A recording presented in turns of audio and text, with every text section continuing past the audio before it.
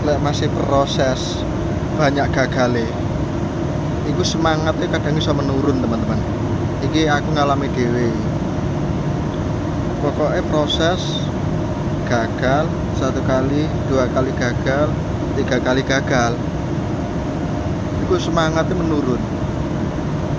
Mbok gagal di bidang apa, mesti semangat menurun.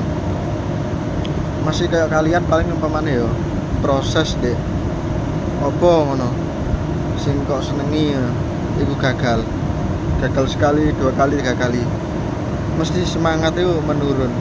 Wayahe semangat iku 80% iso dadi 20%.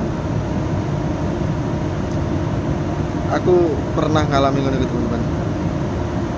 Pokoknya ya wis proses gagal 3 kali ini langsung kayak ngedrop malah, wis kurang semangat meneh.